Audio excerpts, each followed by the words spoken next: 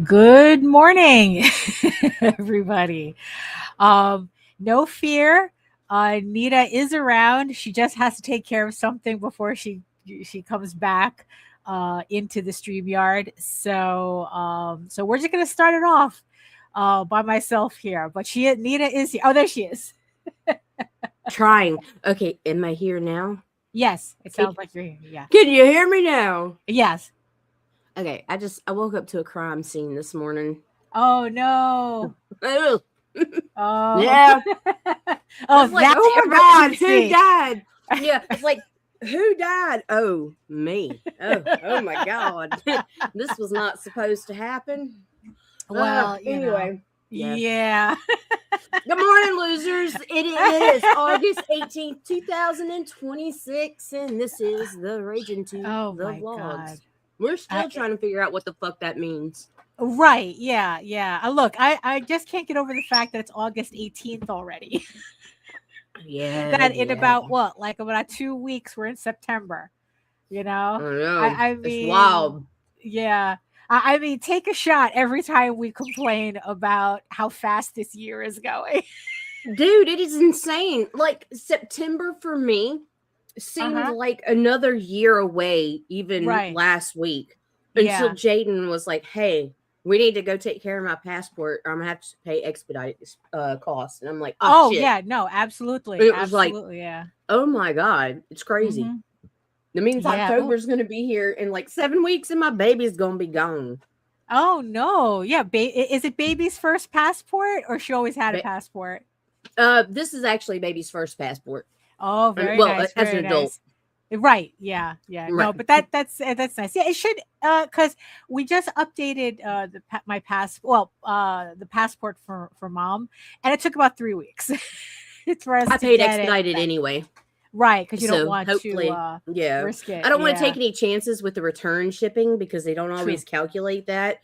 Yeah, that's true. And so it was like, yeah, let's go ahead and expedite it. Right. And so we did. Yeah, but that's exciting though. More exciting than it being August 18th, that's for sure. Lame.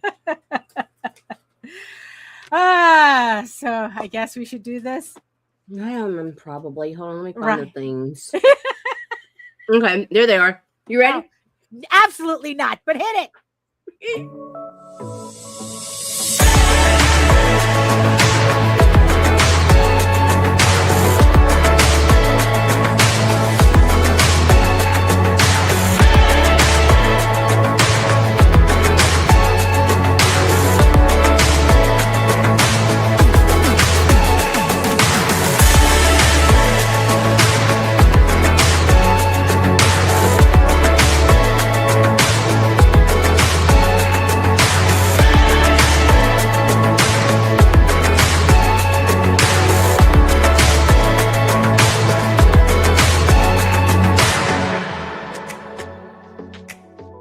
Valar Morghulis. Yes, all men must die. But we are not men. Every one of them. Every last single one of them. All right. No. Where's the card? We'll keep a couple. Yeah, there's a couple that are okay. Oh, man. Goodness. Right. Hey, Nita. Man, it's like, I don't know. Meredith's face really stood out this time around. So I don't know. You know, I was thinking about her the other day, and it's like, come on. Yeah, no. Sometimes I'm like, don't be bothering me right now. Right? Yeah. No, let's not do this. And it's so weird, man. Grief is such a fucking wild bitch because, like, nowadays it used to be like I couldn't go an hour without thinking about her. And then it like it got crippling for a little bit after she died. And then it was like I didn't like she would still cross my mind like constantly. But it was like I'd fight myself, my own emotional state or whatever. And eventually I guess things just kind of like, you know, how it does for everybody, I guess, as far as I've read, because I don't really know because I'm neurodivergent as fuck. And that she's really the first person that died that I really, really cared about. Right. Yeah. Well, for me, she was my second.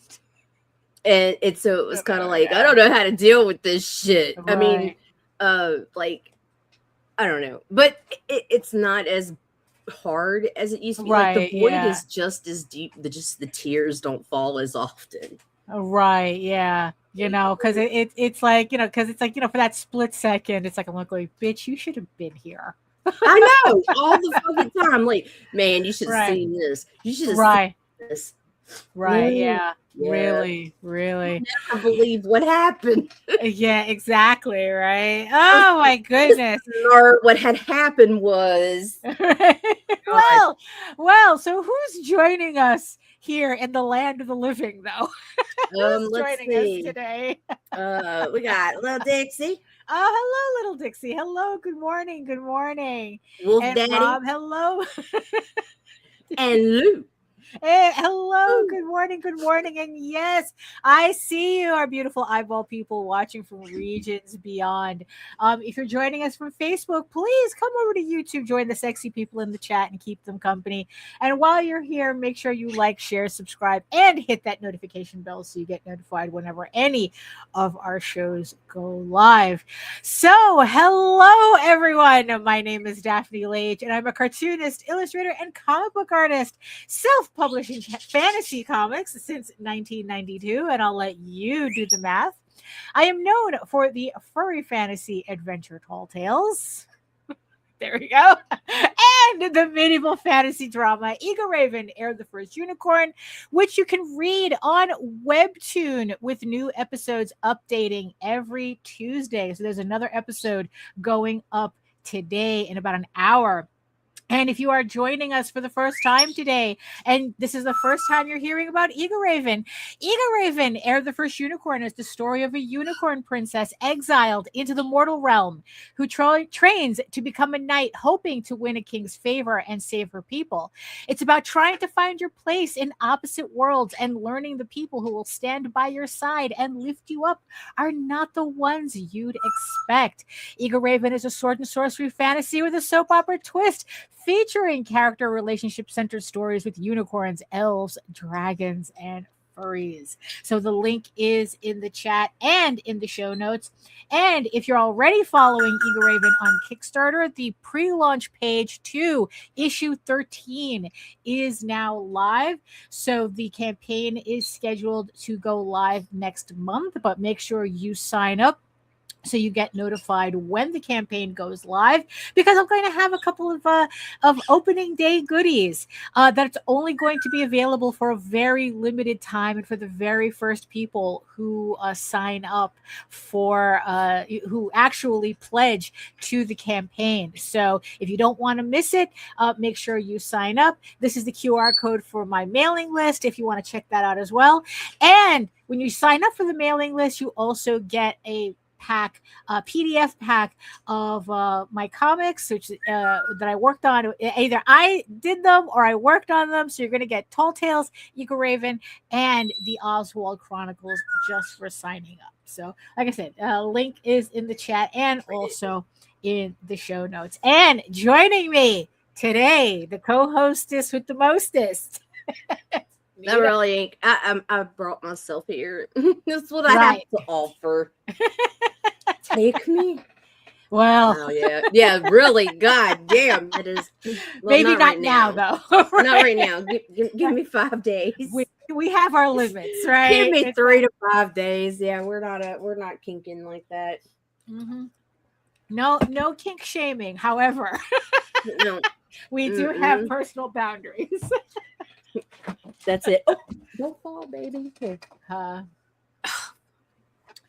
Oh my goodness. Okay, I thought it'd be an okay idea to let the kittens stay back here, but I'll be right back because I have to check them out. Right, of course. It's always a good idea at that moment until it's actually that moment. So good morning, everybody. So, hey, Lorraine. So Lorraine is also in the chat. Hello, and hello, the real undead. Hello, good morning. The level of grief never gets better, no matter how often you have to go through it. That's true. Good morning. So today is so while Nina is wrestling some cats, let's see. So what's a good update today to start off with? So I guess like the biggest update for me is that I finally got my new Wacom Cintiq that I was talking about on the last episode.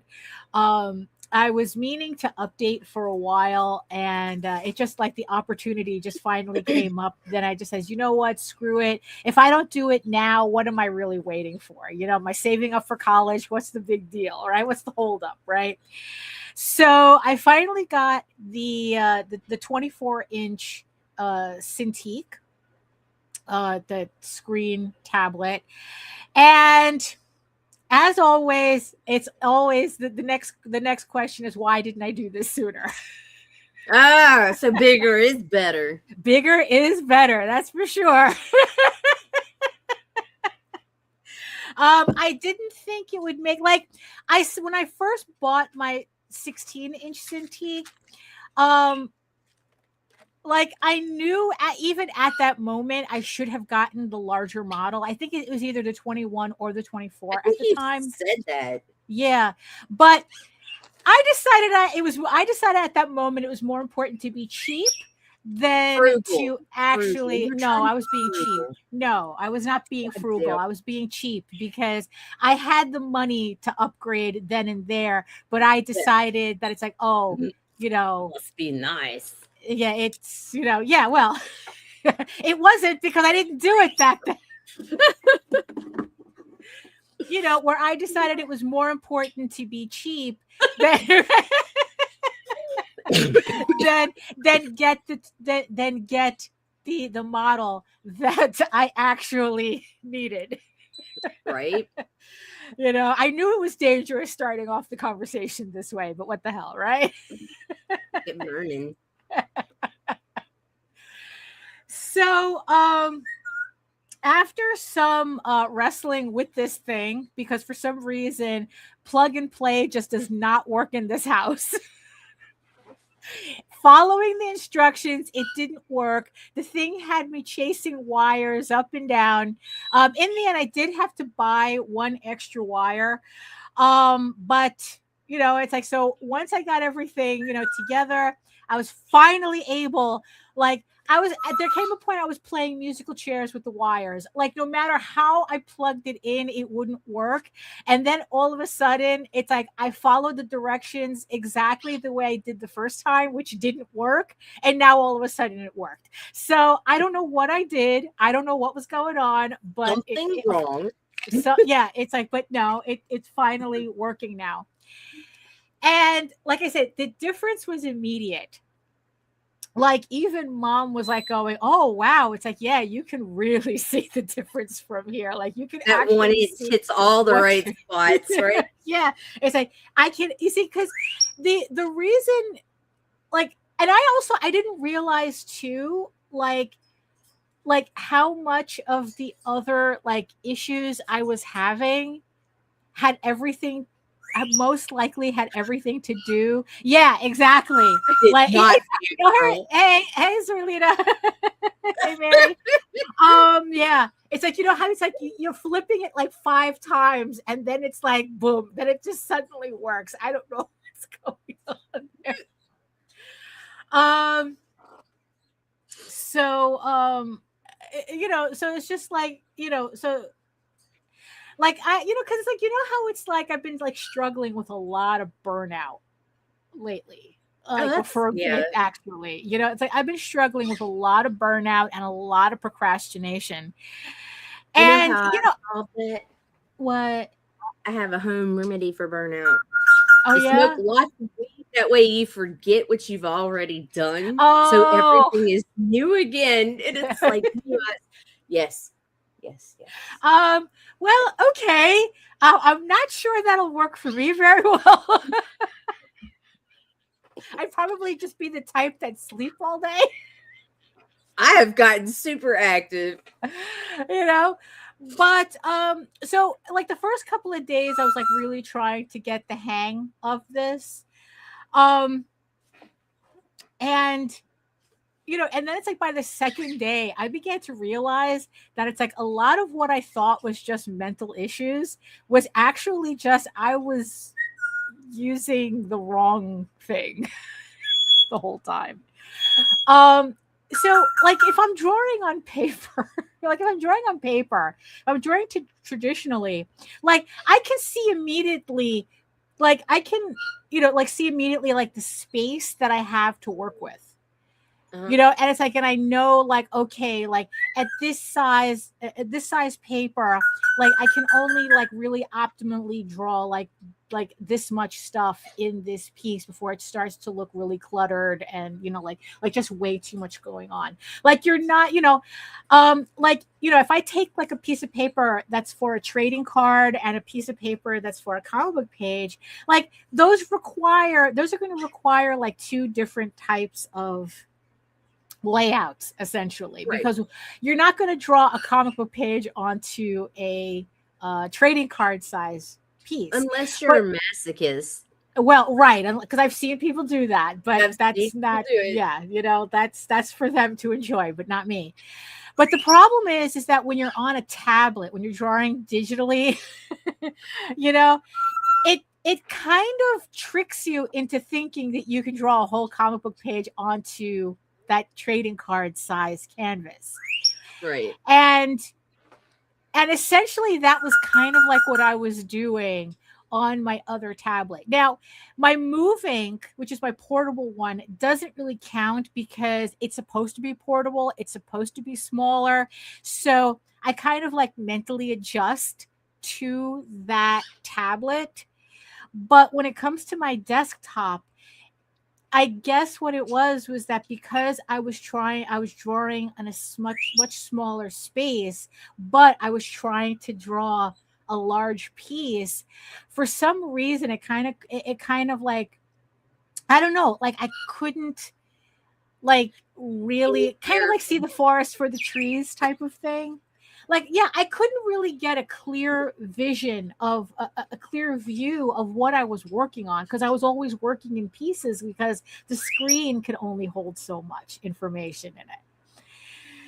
So when I finally got this large, this screen, right, all of a sudden I can have the entire width of a panel, like a full panel on a screen, just a little bit larger than actually comic book size. And and almost immediately I felt different working on this tablet.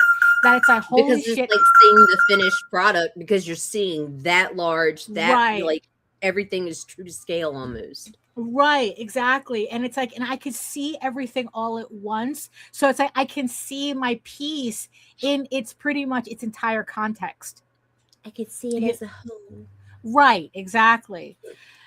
So yeah, so it's like the fact, so it's just been like, so I've just been like really like, so there are these scenes that I've been avoiding in issue 13 that I always thought it was like, oh, past me was really ambitious. It was a little too ambitious. Like it was really expecting a lot from future me. But I'm then about to fight. I'll be right back. Oh, okay. Uh-oh. So, but when I finally got to these panels on this size of a canvas, all of a sudden it was like, oh wait, I can do this. This is fine. This is fine. And it's like, and I was able to draw out what I thought was what I was avoiding as a complicated scene, where it's just like, no, it only looked complicated because I couldn't see everything at once in a way where it would be comfortable for me to work on it, still seeing everything. So I don't know if it'll come across, but it's like imagine, like, it's like, so my screen is 24 inches across. Actually, that's just the maybe I think it's like this, the width of it is like 27 inches total. But I guess like the working screen is 24 inches, but it's like, imagine that 27 inches wide. I would just love that. All those men in my face. Right. Yeah. And it's like, and not only that, but I can draw them normally without like feeling like I'm struggling to draw all these characters, because because these last couple of issues, there's a shit ton of characters in a lot of the panels. And, yeah, exactly. And that's what's been taking very long with these pages. Because if I were to like look at my information here, like this page alone that I've been working at so far is just, it's taken me 15 hours and 56 minutes to work on, but it just feels nice. Like, not only am I able to work on a panel with it on the full screen, but now I have touchscreen capability as well. So all I have to do is treat it, just treat it like a tablet. And, and it's like, and I don't have to like worry about keys. Like it doesn't show up on the screen because technically it's not a Clip Studio thing. It's a Wacom thing where I have a keyboard shortcut on the screen. So I don't have to use a keyboard at all. So I just have to like just touch my screen whenever I need something, and it just works. And you know what? It's like, yes, was it expensive? Yes. And mind you, I saved money by not getting the 4K version, because in the end, and in like 9 months, Daphne's gonna be like, I was being cheap. I shouldn't have got that. I should have got the 4K version. Well, in 29 inches. Because because the thing is, though, I do have a comparison, because my previous tablet that was smaller, the 16-inch, that was 4K. Okay. And when I bought the Move Ink, which is not 4K, I was like going, it's like, what exactly am I doing in 4K? True that, because the only time I've noticed a difference is watching House of Dragon. Right, but that's the thing. You don't have a 4K TV, you're missing out. Right, yeah. And it's like, and I'm thinking, it's like, well, right, I'm not video editing on this. So what do I need 4K for? And like 4K doubles the price. So in the end, I got like their standard version that was still touchscreen. It had everything else, but it wasn't 4K. So I spent like in total about $1,600 for this model, but it works perfectly. Like I said, unless you're doing something crazy, like maybe if you're doing animation, maybe if you're doing video, maybe you need the 4K. But I'm just doing static images, and even if I am doing video, I really don't care about that 4K stuff. So I was able to save money that way. And like in the end, it's like I got what I should have gotten from the beginning. That's one thing that annoys me about 4K and video production. Yeah. Like, I love the fact that the dragons are so much clearer and whatever, but I don't like seeing human beings' pores. Right. Yeah. Like, and they'll have up close shots where you can see nose hairs and shit. And I'm like, I don't need all this. I don't need it. Yeah. It's kind of, it's kind of weird. Like, there's certain things that really do work in 4K, and then there's other things that don't. So in my case, this didn't need to be in 4K. But one thing's for sure, though, it definitely needed to be larger. That's what I learned. Don't be cheap and go big. Always get larger than you need. Well, than you think you need.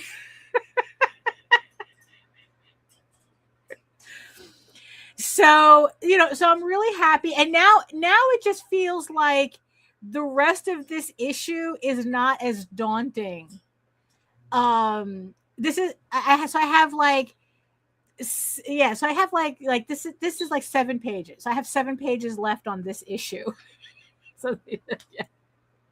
So I have, and now it doesn't feel as daunting to finish it.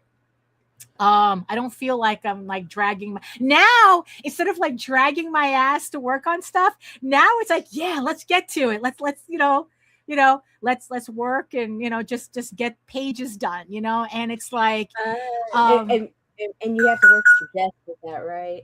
Yeah. Oh, that was the funniest thing too, right? Because every review that I watched about this particular model, everyone kept saying, oh, it's super heavy. It's like you make sure that wherever you set it up, that's where it's going to stay, because you're not going to want to move this all the time and blah blah, because it's really heavy and blah blah blah, right? Mm-hmm.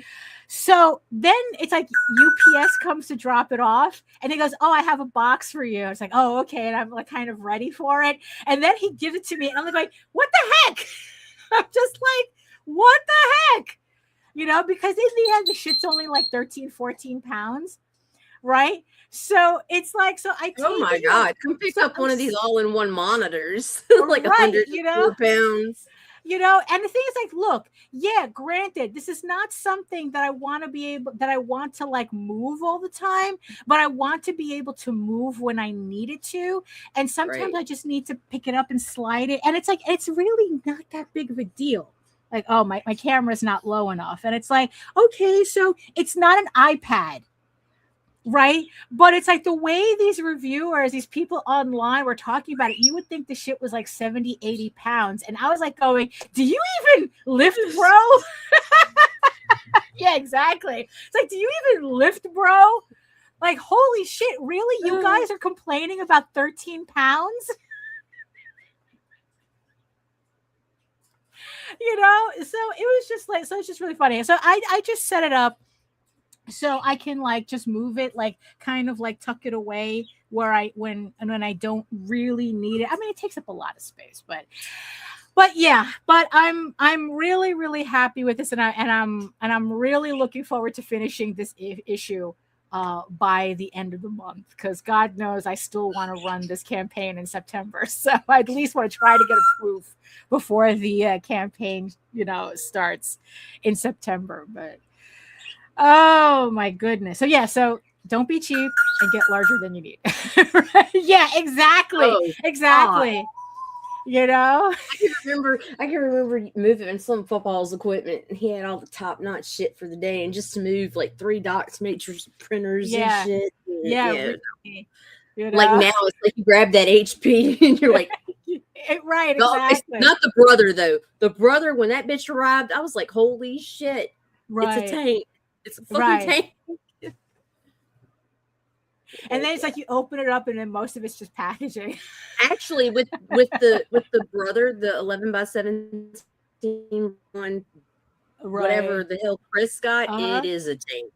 Right. And it's also a tank that was delivered to the wrong address. Yeah. Oh, I remember that story. Oh yeah. My God. Because the bitch showed up knocking on my door during a vlog. And it's like, thank goodness she did, because no one was ever going to believe. Oh no, we never got that printer. Right? That whatever thousands of dollars printer. We didn't get that. We're going to need another one. Yeah, no. I mean, no, it's like, because I sure as hell, I wouldn't have loaded it up by myself and tried to bring it to the person. I'd have been fucking calling the post office or UPS and shit. But she. Her and her son loaded that bitch up and brought it here, and I'm like, "Can you help me get it in the house?" Oh, right, yeah. Well, that's that. Well, at least she was, you know, good. You know, yeah, they were nice. You know, they were really cool. Yeah, that's luck down here. I'm telling you, because every other house got a meth head in it, so it's a gamble. Right. Right. So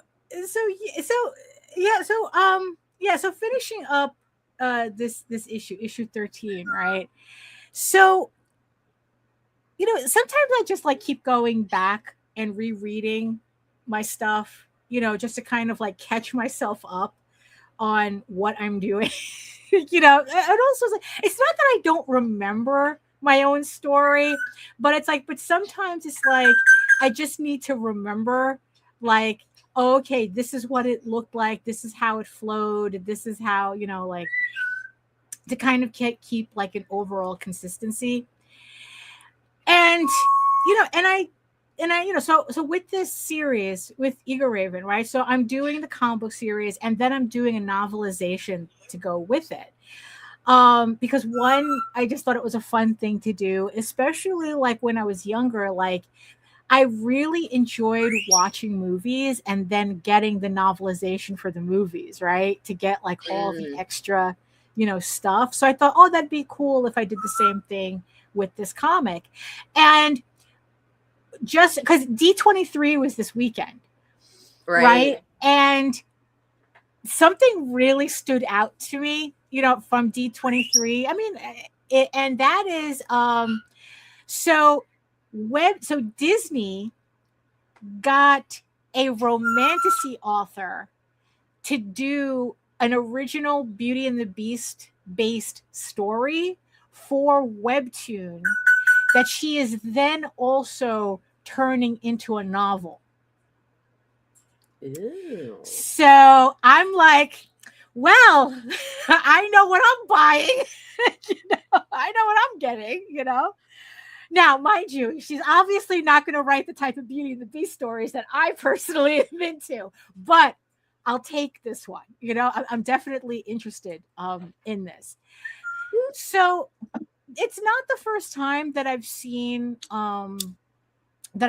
like web comics do a novelization, or actually it's the reverse, where someone takes a novel and does the webtoon based on it. Like the book that I have still yet to finish reading is Under the Oak Tree, which is a Korean novel that was turned into not a webtoon. It's on a website called Manta, where they did a webcomic based on that novel. And then they've just been releasing the comic and the novels together. And I've been collecting them. Luckily, it's a 3-volume series. So there's one more volume left for me to finish it. So, so I'm writing I'm writing the novelization for Eagle Raven, right? And then it's like, and of course, in order to kind of like get a sense as to, like just writing as a craft in general, I follow all these other authors. And the one thing that kept coming up that I never quite understood, like conceptually, right? So is this whole thing about like morally gray characters, like morally gray heroes, which I kind of had like a weird, like I would constantly say, oh, we love a morally gray hero. We love a morally gray, main male character or something like that. And it's like, what is morally gray anyway, right? So of course I looked it up, and it's like a morally gray character is one whose actions and motivations are ambiguous, neither fully good nor fully evil, often reflecting the complexity of real human behavior. Right? And then, but the thing is, my next question was, well, isn't that just writing a normal person? Like, aren't we like all technically morally gray characters? Well, there's the extremes. You have most people are the in between. So morally gray to me is easy to write. Like, say like, who's a good example? What would be a good morally gray? Tyrion Lannister. Right. Yeah. He just wanted to survive. That's what we're all trying to do. Right. Survive the game. Right, exactly. Like, yeah, he would be a good. He would be a morally gray character. As But I mean, aside from all the whoring and stuff, when it came down to circumstances where he had to make a moralistic decision, right? Sometimes it was like one extreme, sometimes it was the other. Right? But it was also, he always took the safest route for himself, which is what the majority of people are going to do. So therefore, easy to write. Yeah, like someone like Cersei, like she would be the villain of the story, great. Right? No, she would be like. There's no question that she's the villain of the story. Nah, not at all. That bitch made Maleficent look like Cinderella's fairy godmother. Right? Yeah. Like Arya. Like, she's not necessarily a hero, even though she is a main character. She's the hero, actually. Right, but she's definitely morally gray, though. Right. because holy shit, was she willing to do shit. Like, even though it was in protection of her family, she did some really heinous shit. Right. Tony Soprano. Like, Tony Soprano, I think, is a villain. I really do think he's a villain, because it's like,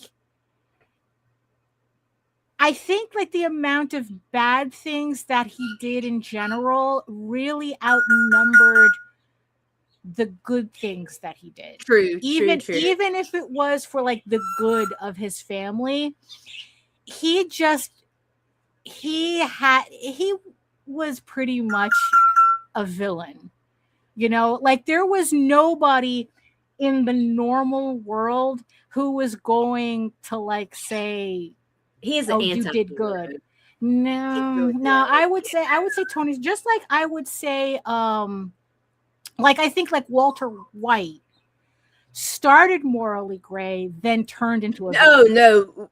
Yeah, that's like, there was a progression there, because the dude did start off, it was like, oh, it's for my family. Right. Then it was it's for my family, but no. Right. And I think that once he really got into his ego, really got there you go.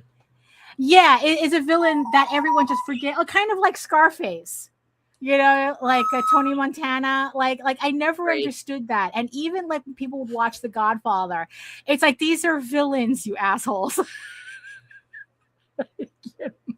These are not people you're supposed to be looking up to. It's kind of like, look, my favorite movie, well, not my favorite movie, because I actually didn't like the movie. I liked Christian Bale in it, but I didn't like the movie. American Psycho is my favorite book. There is, no fucking planet that Patrick Bateman's a hero. Right. No fucking planet. This man is a villain, right? And it's like, and it's like, but that's like a different conversation that I want to have. And it's like, like, why do we kind of, find ourselves attracted to villains? But today I want to like talk about more like like about the heroes, because when we're writing, right? Like when was the first time you clocked somebody as a hero? Like, who was the first hero that you remember like ever thinking, that's a hero, not a main character, not someone you can relate to, but it's like, no, that's a hero? Samwise. Oh, yeah, that's true. Honestly, hot take. I think Samwise is more of a hero than Frodo. Absolutely. Yeah. Yeah, I think Frodo was more of a victim of circumstance, but Samwise is the hero. Sam stepped up. Everything Sam did, Sam volunteered to do. Sam was given chance after chance after chance to leave Frodo's side, and he stood there. Yeah. I agree. Samwise is definitely a hero. What about chat?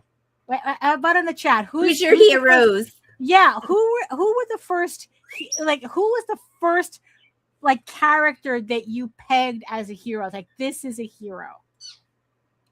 Thank you. Oh, that's not a hot take. That's true. Yeah. Look, they're all coming with us. Right. Yeah. It tried. It tried, but he was too good for that even. Right. Yeah. Hero. Yeah.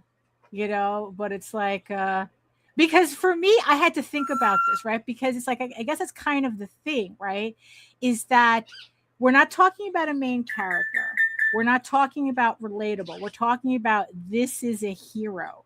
And it's like, for me, I had to really think about it. And I realized it's like, holy shit.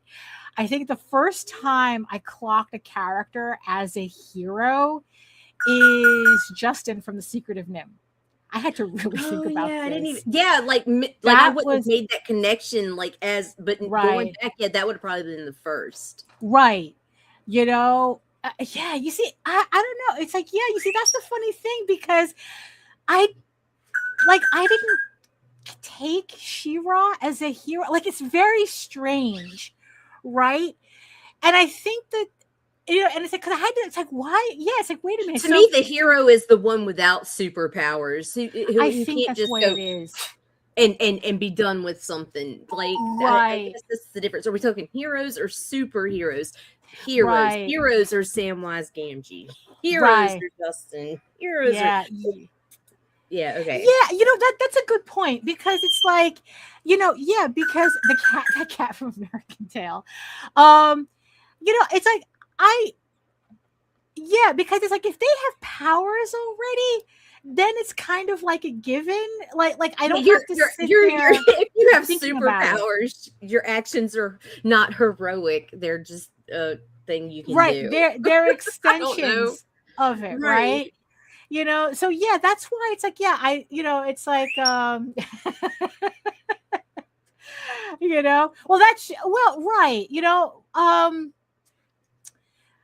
but see, I was watching,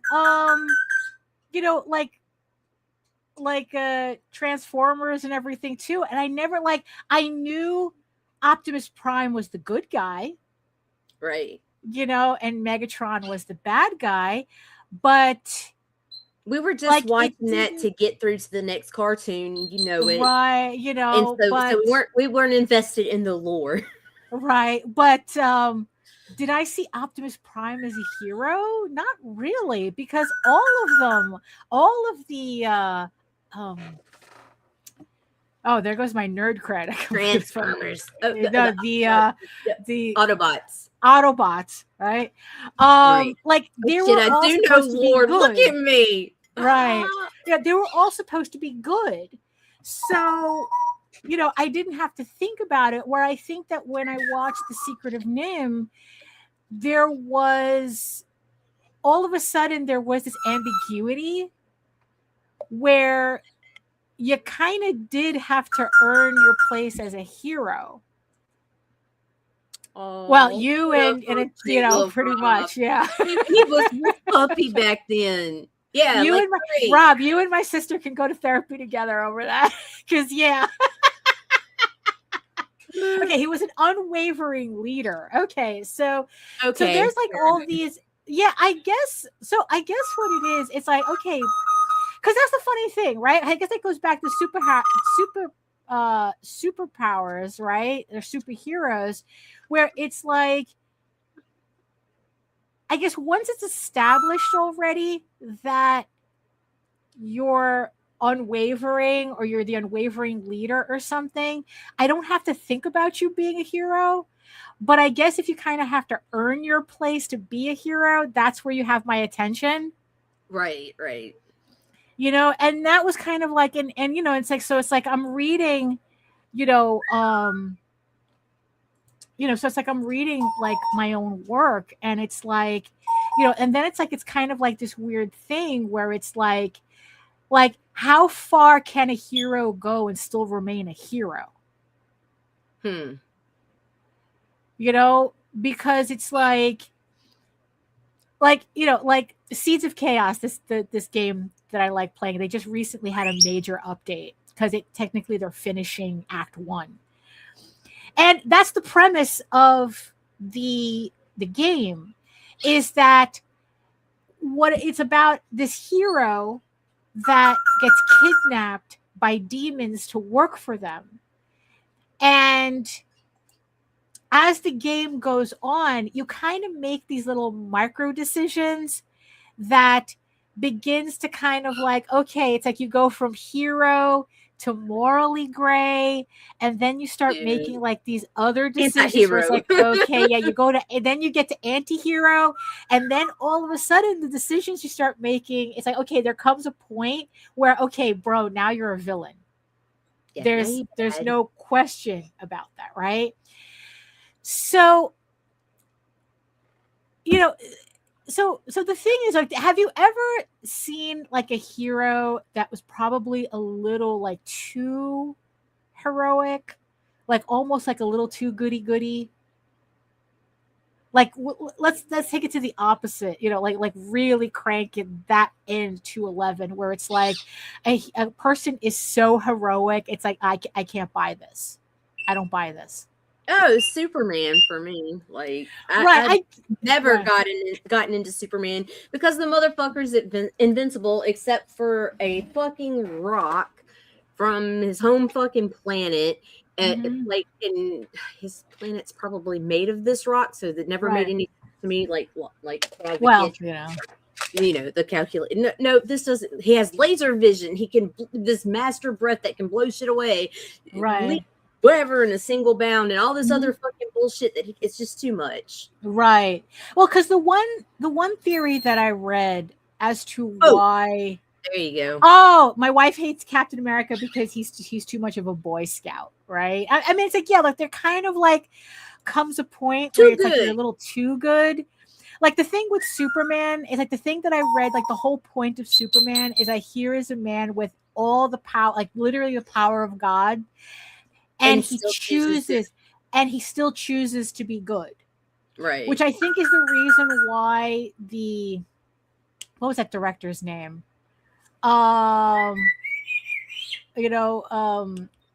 Schneider, that I think that's why he did the movies that he did, where it's like because he couldn't understand how you could have all that power and choose to be good.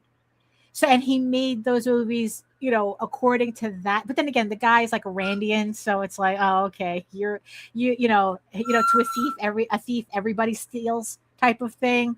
So it's like to an asshole, everybody's a secret asshole type of thing. So, and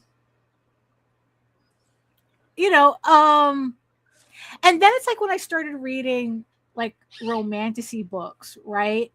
There was like this kind of like odd thing that also was popping up that was kind of like, like the morally gray character or even like the villains, where it's like, what was appealing of a morally gray character is that they didn't follow the letter of the law, where it's like they said the problem with actually good characters is that they'll sacrifice you for the semantic of the law.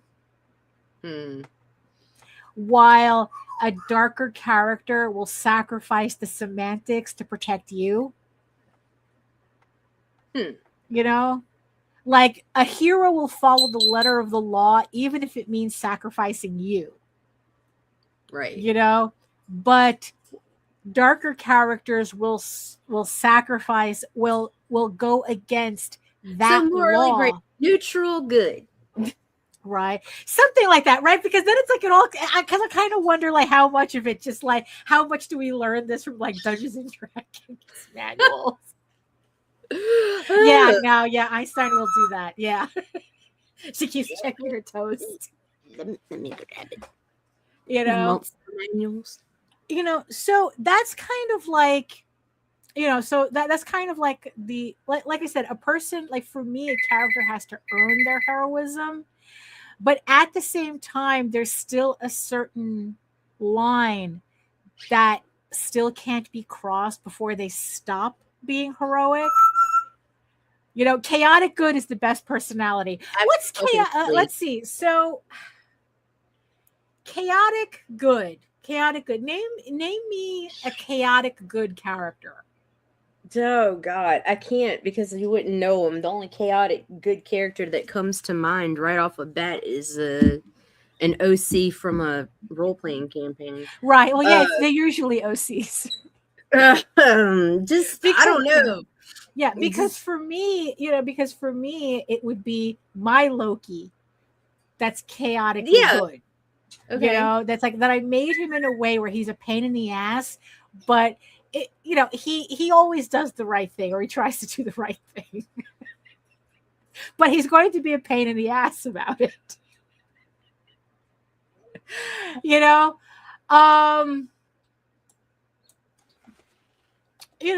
So it's like, so I guess it's like, so when I'm writing Eagle Raven, right? So there's a couple of scenes in Eagle Raven where I wanted to like delve into like kind of like a little darker side, that just because she's the hero or she's, like her entire thing is earning that heroic ending, right? It's like I also wanted to trip her up a bit.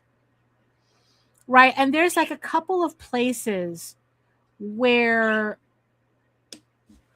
it's like, because especially in the novel, I'm kind of like, like adding more detail to, right? Not to justify it. You see, and that's the thing too, not to justify the behavior, but that you understand that it's like, just because you're, like you're on this path to being heroic, it doesn't mean that everything you do aligns with that. Right. Because it's like, you're still human. You're still, and Eagle Raven, especially, she's half human. You're still going to have your feelings to deal with. You're still going to have circumstances that don't align with what would be characterized as a hero moment. But I feel that those little, that not necessarily darker moments, but just like those non-heroic moments are important.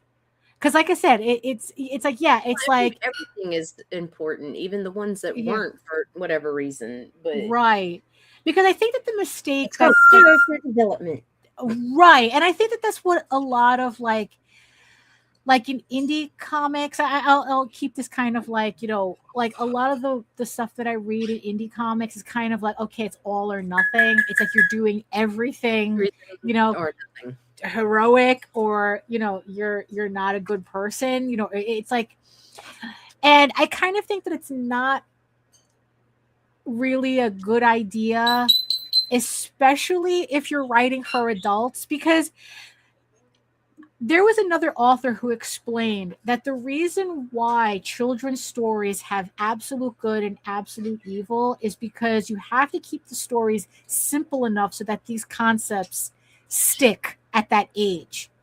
And then the stories get more and more nuanced as they grow up. Right? Because it was a conversation about how that there's, like stories nowadays, there's no heroes and there's no villains anymore. Every villain has a redemption arc and every hero has a bad dark side to them. And honestly, I'm one of these people who kind of hate that trend. It's like, I really like it's like, yeah, because it's like, then in the end, what you're saying is that everything can be excused. Right. And it's like, and that's not like, there's not everything can be excused and not everything can be won. Like, right. Yeah, I think that's a good way of that's a good way of putting it. Not everything can be excused, not everything can be won. But it's like, but when younger readers need to see that the dragon can be defeated, type of thing. It's like, I also think, I was always the opposite, because like with our children, like, right. I prefer to read them the longer, like Chris too. Like, we would read The Wizard of Oz, like the full, like the Frank L. Baum's Wizard of Oz, not some whatever. Right, some sanitized book or whatever. None of that shit. Grimm's fairy tales, fucking Lord of the Rings. That was a choice read for them. Yeah, because I wanted them to determine that for themselves, and because like you don't. Also, I don't believe like this one's complicated. My brain's so scrambled in this because I have so much. Like, you need to know that sometimes the dragon is going to eat your ass, because you need that reasonable fear too. Right. Yeah. Yeah. And I think that it's because like everybody gets a trophy, right? Yeah. It's like, and I think that that's why, there's like this weird discourse online about like, if a character does a bad, like no matter how good you are, if you do one like questionable thing, now it you're negates a villain. Everything, right? It negates everything, every good thing, right, without taking into context what that thing is. Right. Like there's this movie, Inside. It was an Inside Man. I think it was called Inside Man. It was a Spike Lee movie. With Jodie Foster in it, and I forgot the other guy's name. I think, was it Gerald Butler? No, I don't think it was a different actor. But okay, so it's about a guy who breaks into a bank to steal like one particular safe deposit box. And what happened, it's like, you know, as the story goes on, and of course it's like everybody's trying to like, you know, investigate how did he do it and blah blah blah and whatever it is. And it turns out that this wealthy philanthropist that he stole this box from, that he stole this safety deposit box from, I think like the guy's own bank. I think it was like, it's just kind of like a weird thing. I forgot, like I forget the details, but it was like this one safe deposit box that there was no record even existed. But once he stole that box, everybody knew it existed. And what it turned out was that this one box contained proof that this wealthy philanthropist who was well loved and everything, he had gained his wealth through Nazi opportunism. Right. So essentially, he gained his wealth because he collaborated with the Nazis very, very early on.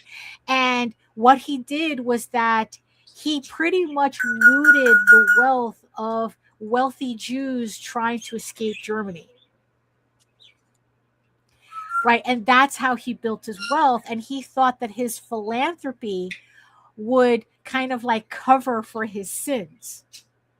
When in fact, you know, he was just, you know, and it's like, and at the very end, you know, the guy is trying to like explain that it's like, oh, but look at all the good that I did. But it's like, but the moral of the story is that, yeah, but you built it on a foundation of evil. You know, you sent people to camps so that you could get their wealth. Right. You know, it's like, so it's like, but, you know, so it's like in that context, yeah, that's it. Clive Owen and Denzel Washington. Yeah. Let's see. Oh, it's like Little Dixie says, it's a bullshit mindset and really shows the mindset of people nowadays. Screwing up is part of life, and having that pressure to never screw up will drive people crazy and never grow as a person. Exactly.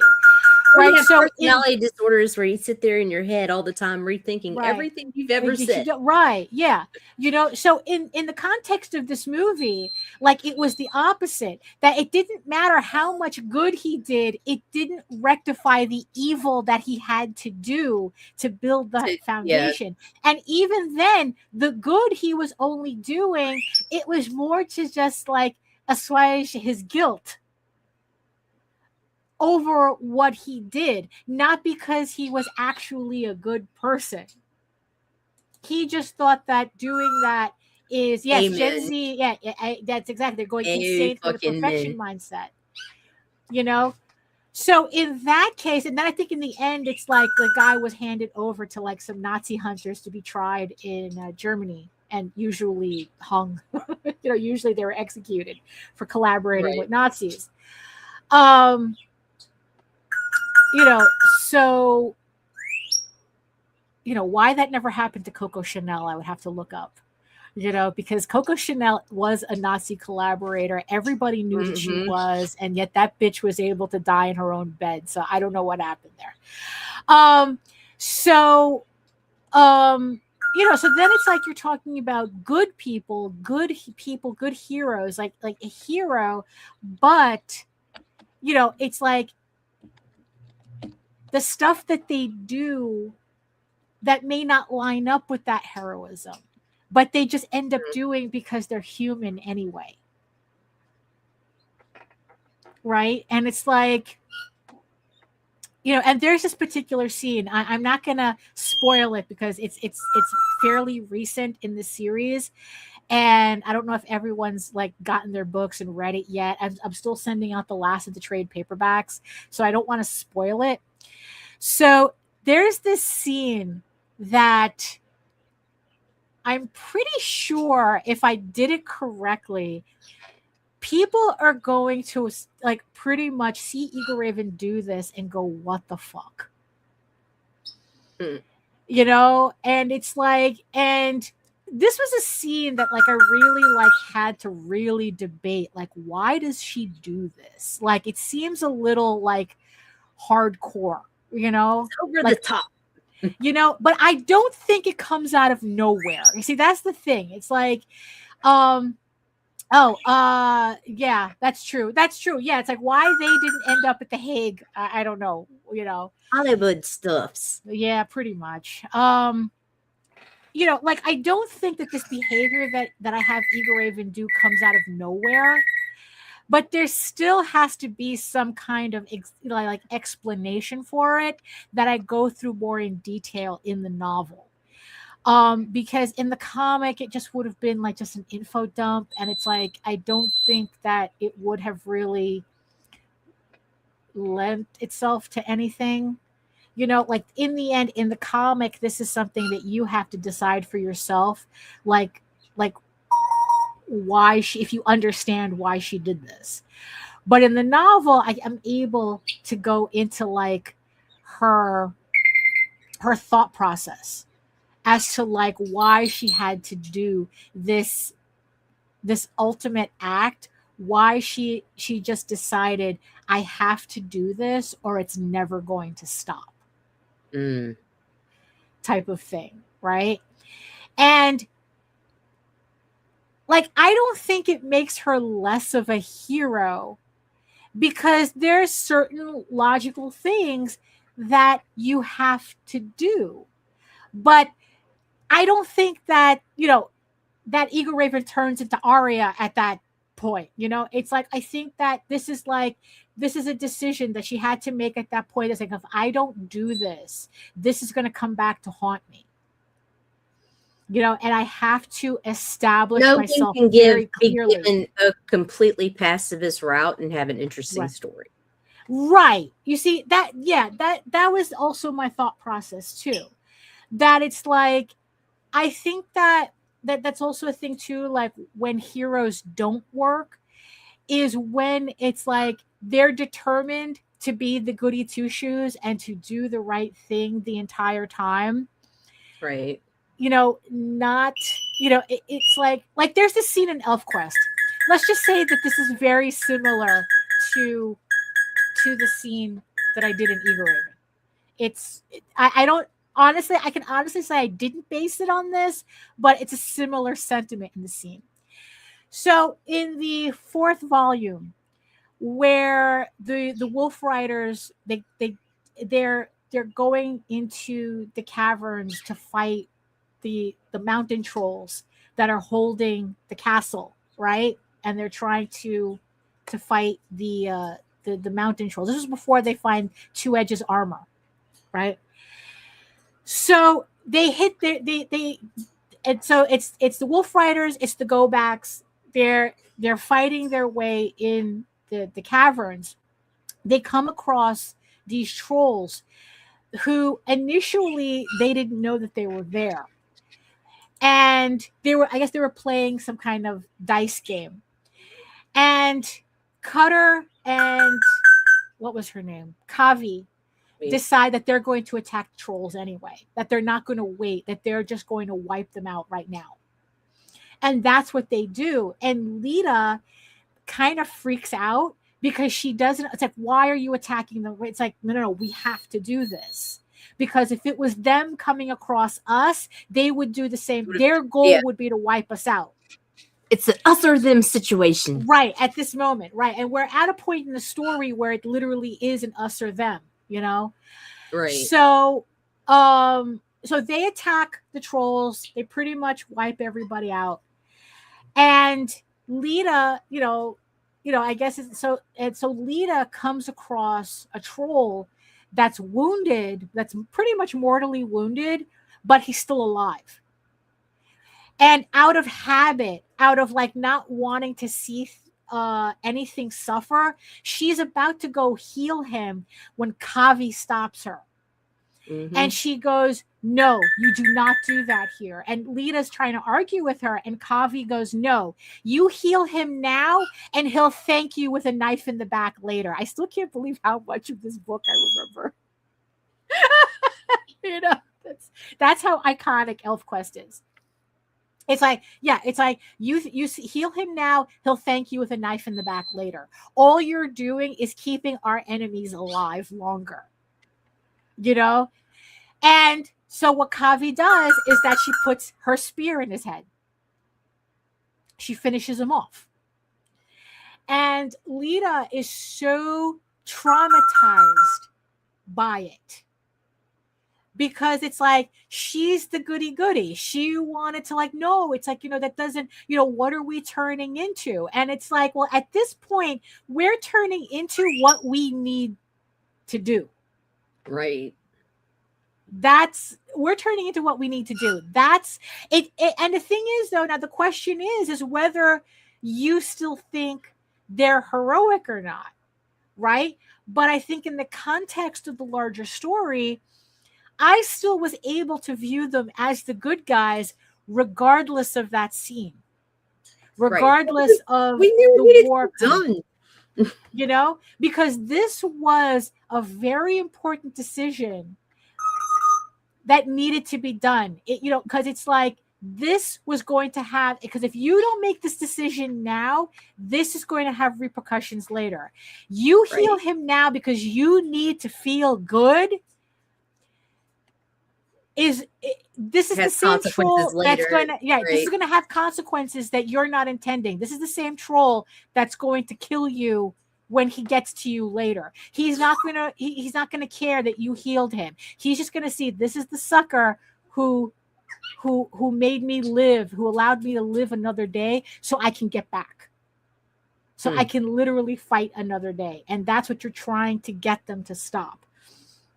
So there was that. So that's a similar sentiment that I have in Eagle Raven, where there comes a point where she has to make a decision, make a decision that it's like, well, I either end it now or this will be a big consequence later.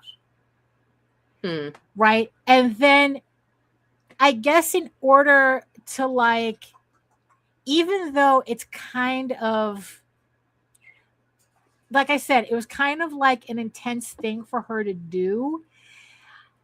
The symbolism of what she was doing was significantly important for the rest of the characters and to establish herself as to what kind of character she was.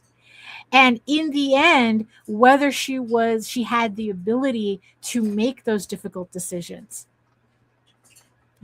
She's fighting for a throne, right? You can't be a goody on a throne. There is no such thing as a good king.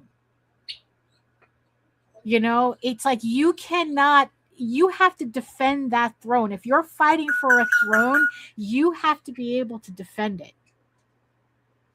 And I think that Eagle Raven at that moment did what she needed to do to show that she will defend that throne. But I don't think it makes her less of a hero for doing that. Right. And I think that also what was more important too was how other characters reacted to her making that decision. And the other thing that I pointed out as well is that there was a significant difference between how the elves took what she did and how the mortals took what she did.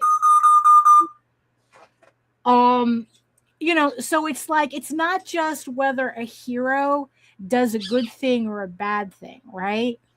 It's about how do the characters around them interpret what this action is. I think it would be more how the reader interprets. Right, and then it leads back. It follows back to how the reader interprets that thing. And the thing is though, is like you're never going to control how the reader actually interprets what they consider heroic, what they don't consider heroic. It's kind of like the argument with there's always this thing about Luke Skywalker, right? Where it's like the trilogy pretty much is, the trilogy pretty much is the growth, like the growth of a hero, right? So you have like, like in the first episode, you have kind of like this whiny farm boy that it's like, oh, he's the fucking chosen one. What the fuck? It's like, little whiny bitch. Right. For me, Empire Strikes Back is always that's my go-to Star Wars movie. Empire Strikes Back. Because I think that's the movie that really shows what the characters are willing to do for what they believe in. And that's the movie that really establishes who's a hero. Right. Because for Jose, he says that Return of the Jedi is his favorite Skywalker, essentially, is his favorite Luke, is Return of the Jedi, because he's coming in all badass and, and it's like, and you could tell shit happened, like shit went down and, right. And your boy returns a man. Right. But you see, the funny thing about it is that movie, Jedi, didn't really do anything for me. Because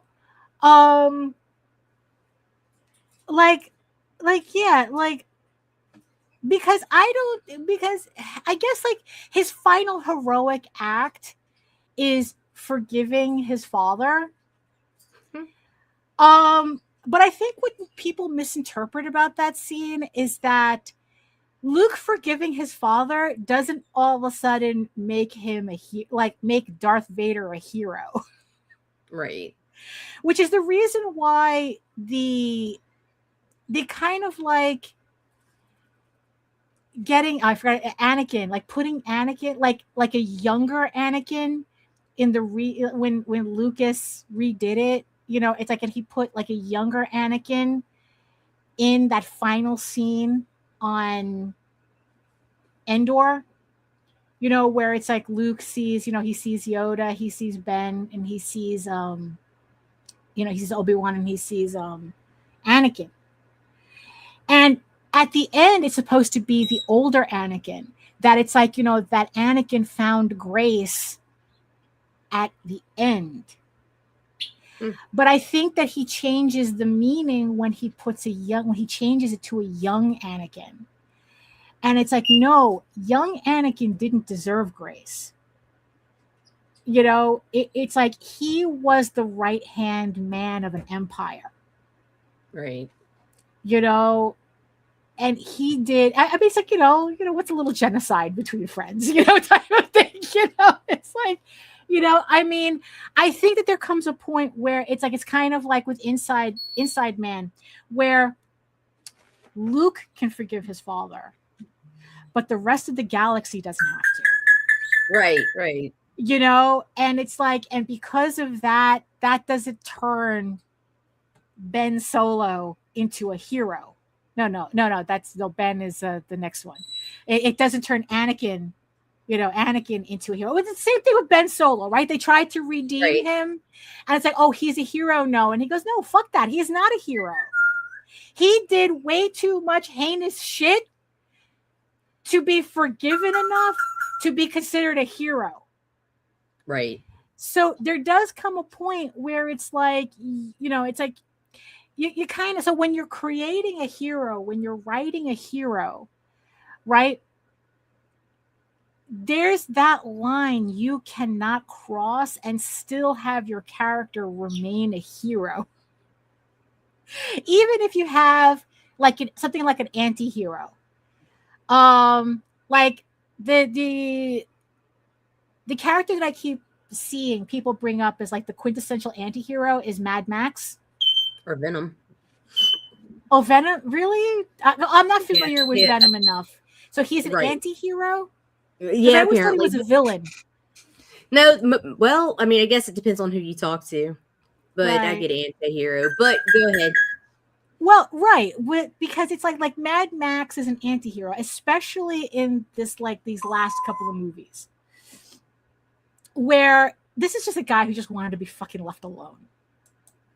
And oh yeah, Ben Solo in the books was done dirty by the movies. He was a great character, but killed off almost immediately. Anakin and Vader were both mass murderers. There's no way. There's no that was. What was it? There's no way that Vader. Oh, he killed all those sand people. Well, he killed the sand people. He killed the younglings. He was the head of. He slaughtered all those guys in the ship trying to get the plans.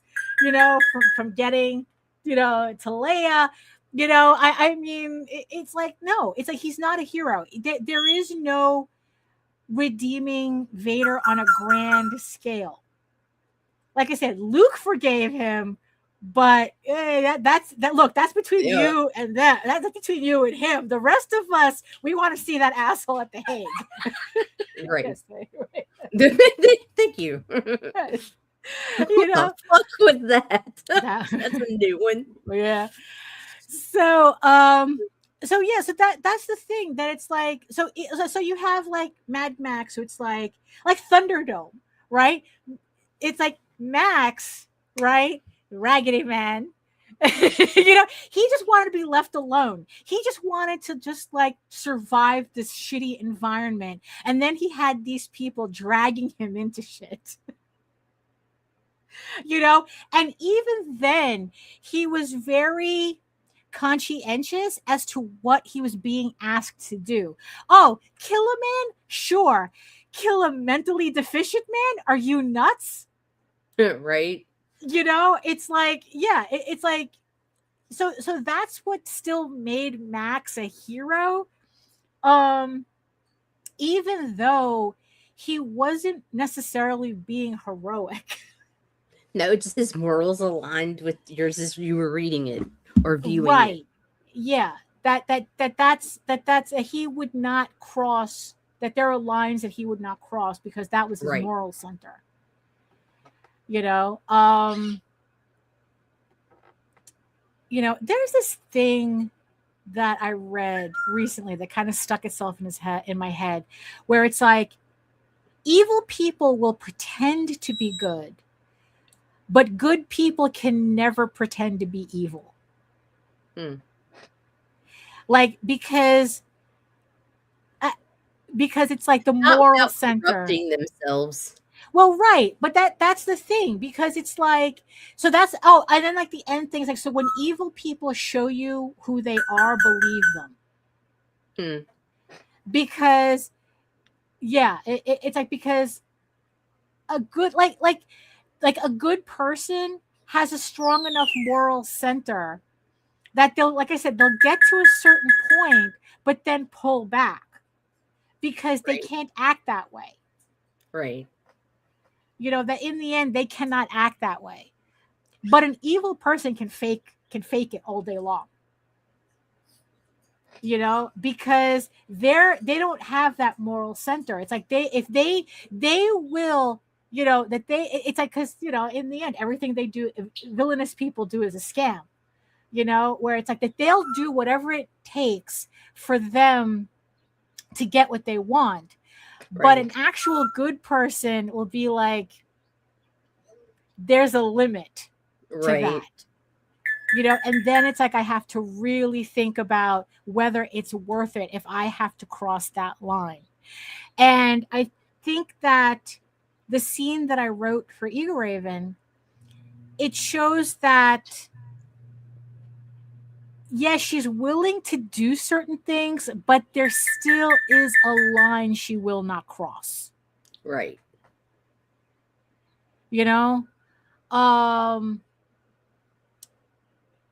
But although ironically though, it's like, it's like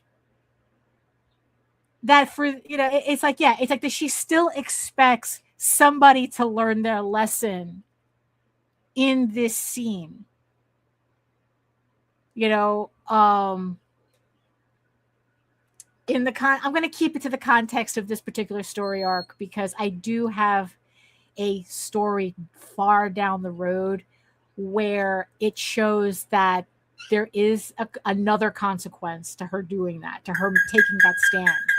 But because it's not part of this arc, and I don't know whether, like, if I'm ever going to get to that story, I don't want to, like, really kind of, like, muddy the waters with it. But pretty much in the context of this story arc, as in the story as it stands right now, this is where I show Eagle Raven showed that, yes, she's the hero, but she still needs to do certain things, but there's a certain line she won't cross. And I think that that's kind of, and I think that that's, like, important when building a hero, is to show that line, you know, because it's like, you know, don't have your hero character be, like, so goody, like, oh, you know, it's like that they almost have a lack of personality. Right. That's the greater good. That's what's, like, right. The whole greater good thing, you know, comes into play when you're talking about morally good characters. Right. Oh shit! And there it goes. I had a decent thought, Daphne, and no, jumped out of my brain. It's like, never mind. You know, that's a shame. Well, we'll get back to it. You know, it'll probably come back. But yeah, so it's like, so I was just, like, thinking buffering. Buffering. Yeah, that's true, right? Yeah, like you know, like, what are the heroes that we are attracted to, and why are we attracted to them? You know, I'm just kind of wondering whether I just have a really narrow definition of what a hero is. You know, because it's like, and I'm not attracted to heroes, I don't think, like in that way, like, or is it just the goody stuff? You know, like, you know, like, yeah, it's like, I can't deal with a goody because I can't be the bad guy in the relationship. Right. Yeah. You see, and that's I think that's kind of the problem with goodies too, which I think also is kind of like part of this weird discourse about you have to be an absolutely perfect person or you're not good. Like, it's like, it's extreme, you know, is that, you know, just because you're with a goody doesn't mean that I'm villainous. Right. You know, but the thing is, though, is that just because you're a goody doesn't mean you're actually good either. If it means that you will sacrifice me for something that kind of doesn't affect you. Right. You know, because also it's like, like you had just said it, like, for the overall good or something. For the greater good. The greater good, right? The greater good. Like, this is kind of like a very amorphous concept. And to tell you the truth, it's like that turns into another form of villainy when it's like that you would sacrifice the people around you for an amorphous greater good. Thank you. Like, I could never get that fucking concept, especially because I live through life like this. Okay, like, I do have empathy when I see videos of things happening in the world for other people or whatever. Right. No, but absolutely. In my life, in my world, we are all our own main characters, and then we have our our secondary player characters, which are our friends or whatever. But beyond that, I hate to say this, but you're NPCs. At least until you come into and are introduced, and maybe then you become something different. But like, I'm going to do what's going to protect and provide for my immediate before I branch out to here. So it's like, I guess what would be the equivalent of it? Like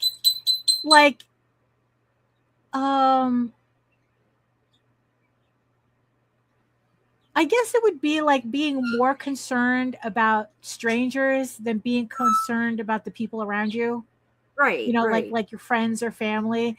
That it's like, you know,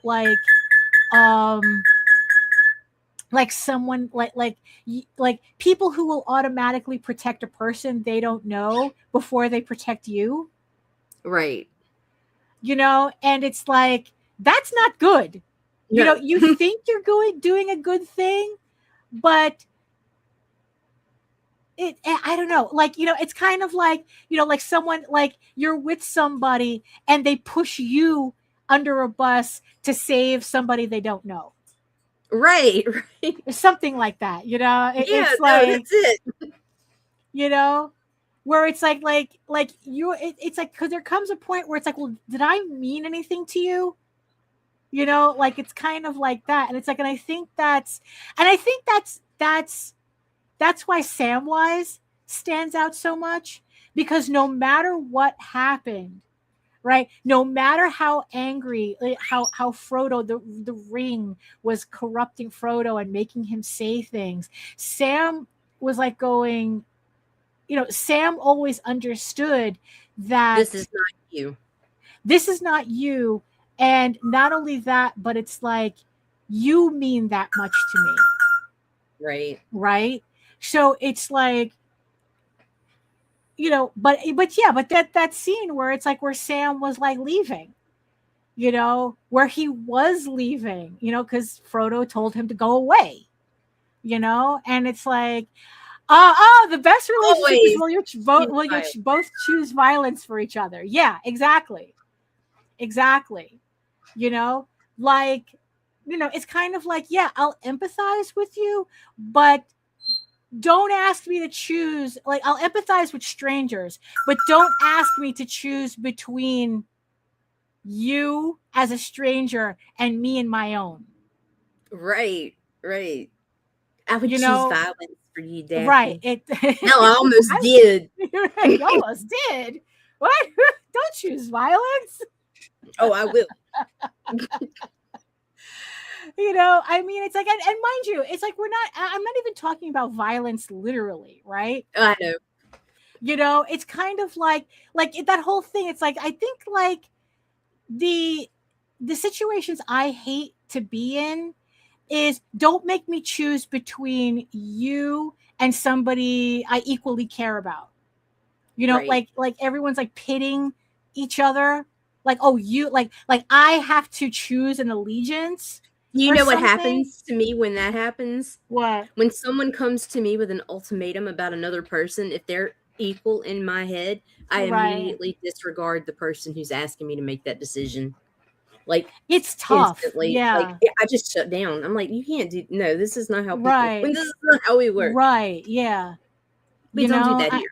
Right. Yeah. You know, it's like, well, it's either us or it's them. And it's like, and that kind of, like, well, who are you?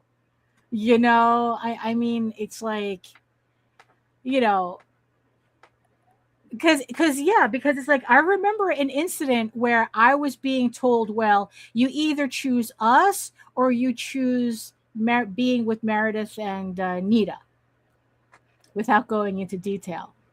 Right. And I actually threw the question, I did a reverse Uno on them, I remember. I'd say, it's like, well, this is what I'm going to continue to do.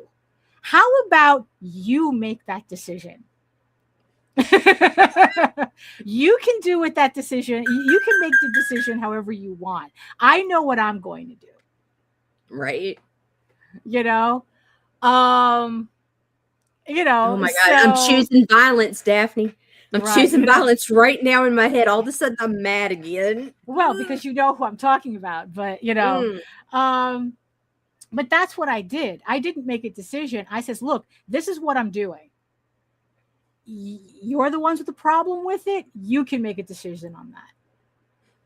You know, but also yeah, you know, so it's like, so I don't think so. When we're talking about like a goody hero forcing people to make that type of decision, you know, that to me, that doesn't make them heroic at all. No.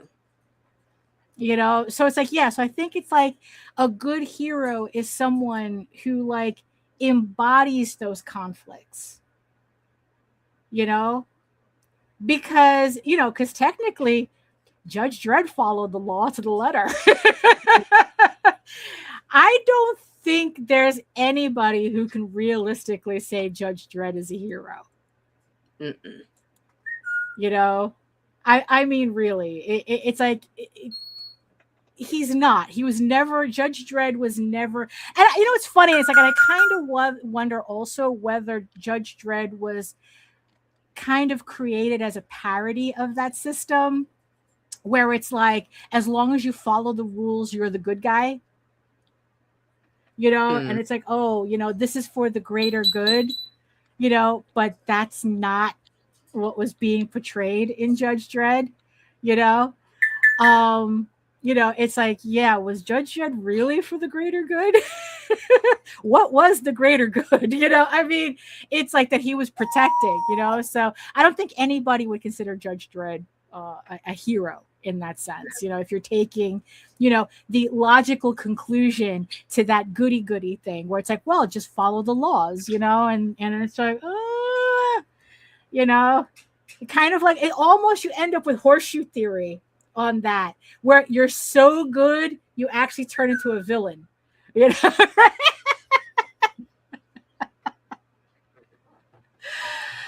Oh my goodness. So any final thoughts about your heroes? No, because I don't have many.